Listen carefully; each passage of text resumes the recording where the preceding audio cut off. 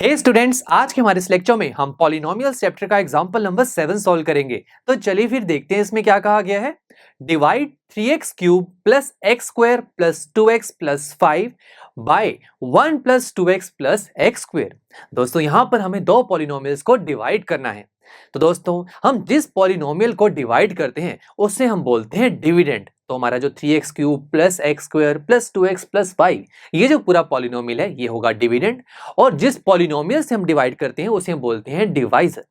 But रुकिए, आपको ये जो डिवाइजर है, ये जो पॉलिनोमियल है, ये अजीब सा नहीं लग रहा? यहाँ पर कांस्टेंट यानी कि 1 पहले है और उसके बाद वेरिएबल्स हैं। ऐसा पॉलिनोमियल तो हमने नहीं देखा। यानी कि ये जो पॉलिनोमियल है ये ऑर्डर में नहीं है दोस्तों।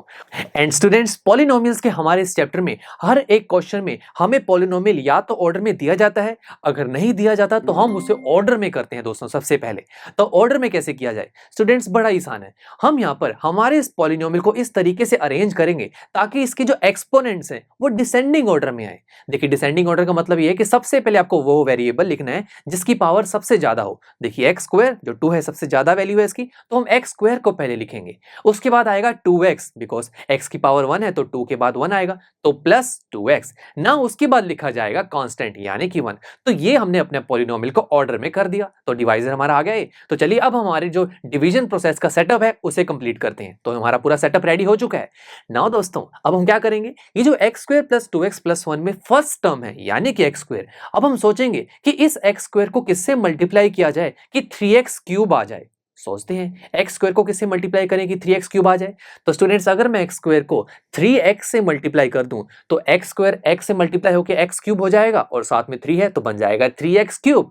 तो मिलेगा हमें 3x क्यूब। तो मतलब अब हम हमारे इस पूरे डिवाइजर को मल्टीप्लाई कर देंगे 3x से। तो पहले एक्स स्क्वायर 3x से मल्टीप्लाई होगा तो बनेगा 3x क्यूब, फिर 2x 3x से मल्टीप्लाई होगा तो बनेगा 6x square, and then 1 3x से मल्टीप्लाई होगा तो बनेगा 3x। नाउ स्टूडेंट्स उसके बाद हमारा नेक्स्ट स्टेप ये होता है कि हम यहाँ पर सब्ट्रैक्शन करते हैं। व्हाई? बिकॉज हमने जिन टर्म्स को सेम बनाया है वो कैंसिल आउट हो जाए। तो देखिए जैसे ही माइनस करेंगे तो 3x क्यूब से 3x cube cancel out, x square minus 6x square ये हो जाएगा minus 5x square. Similarly 2x minus 3x से बन जाएगा माइनस x, और साथ में जो देखिए हमारे जो डिविडेंड में 5 चल रहा है लास्ट में वो नीचे आ जाएगा। तो पूरा एक्सप्रेशन क्या बन गया अब, minus 5x square minus x plus 5। अब अगेन हमें सोचना है कि जो x square plus 2x plus 1 ये जो हमारा डिवाइजर है, इस डिवाइजर में जो फर्स्ट टर्म है एक्स स्क्वायर, इसको आप किससे मल्टीप्लाई करें कि माइनस 5x स्क्वायर बन जाए। अब देखिए एक्स स्क्वायर तो है, माइनस 5 की कमी है ना, तो माइनस 5 से मल्टीप्लाई कर देंगे एक्स स्क्वायर को तो माइनस 5x स्क्वायर ही तो बनेगा। तो बस हम हमारे इस पूरे डिवाइजर को मल्टीप्लाई कर देंगे अब माइनस 5 से। तो एक्स स्क्वायर पहले माइनस 5 से मल्टीप्लाई होगा तो बन जाएगा माइनस 5x स्क्वायर, फिर 2x माइनस 5 से मल्टीप्लाई होकर बनेगा minus 10x, and similarly 1 minus 5 से मल्टीप्लाई होके बन जाएगा माइनस 5। अब नेक्स्ट स्टेप दोस्तों बड़ा ही आसान है, हम यहाँ पर अगेन सब्ट्रैक्शन करेंगे ताकि जो सेम टर्म्स हैं वो कैंसिल आउट हो जाएं। तो देखिए दोस्तों यहाँ पर अगर आप देखें, अगर मैं सब्ट्रैक्शन करूंगा तो स्टूडेंट्स मैंने अपने इस सेकंड एक्सप्रेशन पे जो बाहर माइनस लगाया है, इस माइनस की वजह से अंदर वाले साइन सारे चेंज हो जाएंगे ना। तो जो ये माइनस 5x स्क्वायर के आगे माइनस लगा है ये बन जाएगा प्लस, सिमिलरली माइनस 10x के आगे जो माइनस लगा है ये भी बनेगा प्लस, और ऐसे ही माइनस 5 बन जाएगा प्लस 5, तो नीचे प्लस लगा देंगे। तो दोस्तों ऐसा करते ही अब यहाँ पर माइनस 5x स्क्वायर और नीचे है प्लस 5x स्क्वायर, दोनों सेम टर्म्स हैं बट जो साइंस हैं वो डिफरेंट है, तो दोनों कैंसिल आउट हो जाएंगे। उसके बाद माइनस x प्लस 10x लिखेंगे दोस्तों तो ये हो जाएगा plus 9x। Similarly plus 5 and plus 5 ये हो जाएगा प्लस 10। तो हमारे पास अब फाइनल एक्सप्रेशन आ जाएगा 9x प्लस 10। अब स्टूडेंट्स क्या आप यहां पर अपनी डिवीजन को कंटिन्यू कर सकते हैं? नो। व्हाई? बिकॉज अगर हम हमारे अब डिवाइजर को देखें तो उसकी फर्स्ट टर्म क्या है, एक्स स्क्वायर है। अब अगेन सोचिए एक्स स्क्वायर को मैं किससे मल्टीप्लाई करूं कि 9x बन जाए। सोचिए ऐसा हो सकता है कोई कि अगर मैं एक्स स्क्वायर को लेट से 9 से मल्टीप्लाई भी कर दूंगा तो 9x स्क्वायर आएगा, 9x नहीं आएगा। तो 9x लाना मुश्किल है, तो दैट्स वाई हम यहीं पर अपनी डिवीजन को स्टॉप करते हैं। तो दोस्तों हम यहां पर लिखेंगे लास्ट में कि हमारे इस डिवीजन प्रोसेस में जो क्वोशंट आया है यानी कि जो राइट हैंड साइड पे वैल्यू आ रही है यानी कि 3x माइनस 1 ये क्वोशंट है, और लास्ट में जो हमारे पास आंसर यानी कि एक्सप्रेशन जो बचता है उसे हम बोलते हैं रिमाइंडर। तो क्वोशंट है 3x माइनस 5, रिमाइंडर है 9x प्लस 10। तो देखा हमने इस पूरी प्रोसेस में दो पॉलिनोमियल्स को डिवाइड कर दिया।